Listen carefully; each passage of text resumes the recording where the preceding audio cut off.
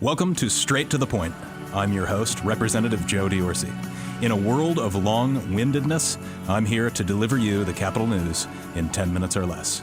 So, let's get straight to the point. Okay, this is the Straight to the Point podcast. I am Representative Joe D'Orsi, and in studio here in Harrisburg today, I am joined by the 46th Legislative District's own Jason Ortitay. Jason, thanks for joining. Hey, anytime. Happy to be here, Joe.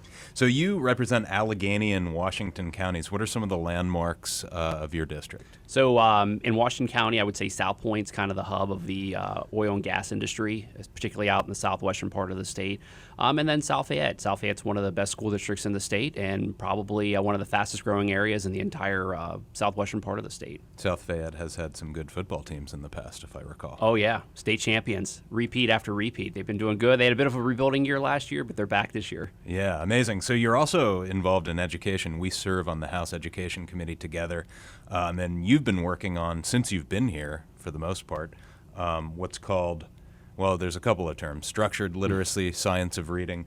Let me start out with this question. Literacy, what is it and why is it so critical for young minds? So looking at literacy, you're looking at, all right, how do you learn how to read? And we have programs for adults, but who's really looked at early literacy for kids lately? And when you look at the data, especially our testing scores over the last 10 plus years, we've seen that our early literacy scores among kids in kindergarten through third grade are terrible.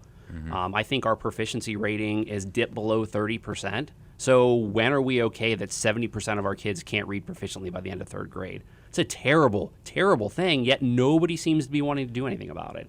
So that was kind of the impetus behind moving and putting legislation together to actually help. Wasn't this, let's call it phonics, because it's somewhat interchangeable, the science of reading, the tried and true system of sounding out words, phonics. Yeah. This downward trend that you speak of, you said, 30% of kids at fourth grade level that are reading at grade level, which is pretty horrific.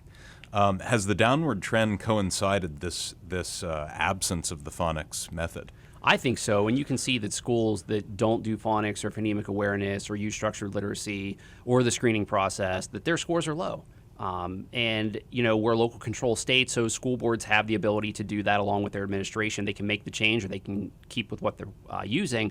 But the problem is if you go back and look at or listen to the Sold a Story podcast by Lee Hanford, you'll see what really happened and what really started to transpire during the 90s and early 2000s, where schools were literally sold a story of how to teach these kids how to read, and it's been horrible for our schools and our kids. Yeah, that trajectory is sad. We've been reviewing the data as members of the House Education Committee, which is what birthed this idea of, and you and I are usually not ones for mandates. Right. House Bill 998 and now what's become Senate Bill 801 is a mandate to return to the science of reading. What does this bill contain? Let's start with 998. So House Bill 998 and Senate Bill 801 are mirror bills, which means they're the same, just introduced in different chambers. We've gone through a bunch of different iterations of this bill, bringing in all the different stakeholders, trying to figure out how this works in reality, because we do a lot of things here in Harrisburg. When you actually go to implement them, we need to make sure they work. So we've worked with the superintendents, the school boards, the teachers, students, parents, like every kind of group that's out there. We have taken feedback, we've made changes, or we've made adjustments. We've also looked at other states to see what they've done well, what they've done poorly, and we've adjusted. Mm-hmm. And that's what this bill started with. So they amended Senate Bill 801 earlier this year to include all of those changes, which were great. We had basically, we didn't create a state mandate. We created a program that if schools wanted to participate in moving to structured literacy, which is a form of the science of reading, that they could do that, and the state would pay for their screening, their curriculum, their teacher training, all of that stuff to get them up. But basically, in that bill, we created a reading council that would approve curriculum and vendors so that schools could have a list to pick from instead of doing all of the research themselves. Mm-hmm. The same thing for screeners. There's a few screeners out there. We want to make sure they're using high quality material out there. So those three things. The other thing that was in there is if you participate, we're banning queuing. That was part of what's been part of the problem. So what is queuing in a nutshell? So queuing is basically saying, they're basically setting the kid up for the word without using any science or any reasoning behind it. They're just you're prompting them, or looking at a picture of something and then trying to pronounce a word. That doesn't work. We've seen this. We've known it hasn't worked in over 20 years. Yet we have schools that are still doing it. But in the bill, we had reporting. We had individual education plans for kids who were falling behind. We were not waiting for them to fall behind after a year. We were planning to do screenings 3 times per year to make sure these kids were where they needed to be. And if they weren't, we were going to put together a plan, and we were going to notify the parents about what that plan is supposed to be. And then also we created the grant program. And then there was some professional development that PD was supposed to put together because we need to train the teachers. If the teachers don't know how to teach this stuff, then it's kind of useless to put the curriculum in front of them. But that was also part of the legislation that we passed 3 years ago, which forced post-secondary schools in their teacher training programs to start teaching science of reading to prospective elementary school teachers. Yeah. So that was the start. What we amended yesterday watered down the bill. It's still a good bill, but it took almost everything out of it. It kept the reading and screening councils together, and it kept the professional development together as well. So, and surprising to me, they also kept the 3 cueing ban in there as well. Okay. So that's not something we have to go back and revisit. So hopefully this will be passed today. By the time people are listening to this, it should be signed into law. Yeah, so it's actually timely that you're on this morning. Senate Bill 801 is on third consideration today, so we'll vote on that in a couple of hours. Like you said, it's maybe half or 2/3 of the way there. Are you hopeful that in future sessions, we can clean it up a bit? Yeah, I'm hoping actually next year, and I'm optimistic that the governor might actually put it in his budget proposal that we'll get probably in February. And that'll be half the battle there, because we've gone back and forth, and I don't know if a lot of people know this or not. There's a lot of trading that goes on between the House and the Senate. I mean, the Senators were going to bring this to the table, and then the House Democrats and the governor wanted to leverage it for something in return. Well, if this is a Republican ask, then the Democrats must get something for it. Yeah. And I'm like, no, it shouldn't be this way. Everybody agrees that this is a good thing. Can't we just all agree to it and put it in the budget with the language that we had there? And it just did not work out that way. Yeah. So when constructing legislation, one of the things that you and I do a lot is looking at other states where it's been successful.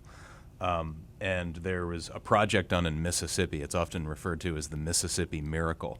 Can you touch on that and what that means to maybe the legislation here in Pennsylvania? Yeah, I've had the chance to meet some of the architects that put that together, and now they're calling it the Mississippi Marathon, because they did have some drastic improvements. I think they went from 50th in the country to like top 20 after a few years, but they say like it's a constant grind for them.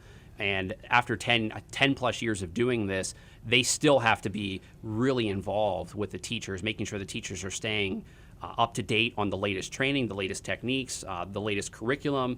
And that's the other part of this that we can't legislate is leadership. Like, we have 500 school districts in the state. We can pass legislation, but we need leadership from all those school administrators, all the school boards, all the teachers to dedicate themselves to teaching it this way. Now, my home school district, Canton Mac, they're a good microcosm of what I think is going to happen. Teachers and administrators probably resistant to change right away, because like, we've been teaching it this way for so long. Why are we going to change it? We hate it. We don't want to do it. But then they tried it and they got into it, and now they love it. Teachers love it. Students love it. We're seeing results. I think we've had this now for 3 years there, and we're seeing tremendous results. And this was a school district that had literacy proficiency ratings after 3rd grade of over 50%. I mean, still bad, but better than most schools. Yeah.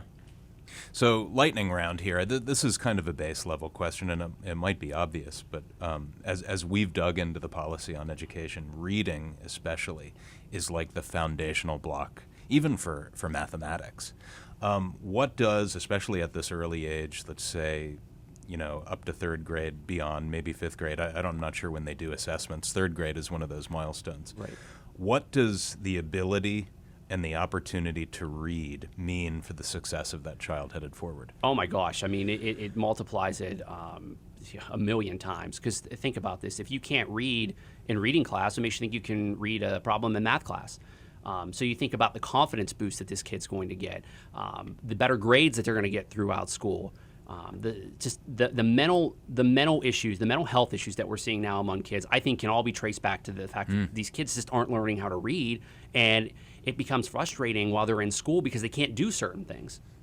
So I think quality of life, and then on top of that too, it's going to save a lot of money too, because a lot of these kids that can't read by the end of 3rd grade or read proficiently, we have to get them They have to go into special education programs, and we usually lose those kids for 7 more years after that before we can get them back. Yeah. That's a lot of money and a lot of time, a lot of lost self-confidence. I mean, it's a major problem. Yeah. He is Jason Ortitay. He represents the 47th, or sorry, I'm the 47th. You're the 46th Legislative District in Allegheny and Washington counties. Thanks for your work in this space. It means a lot. Yeah, absolutely. Thanks for having me, Joe. This has been Straight to the Point. Visit repjod.com/mypodcasts.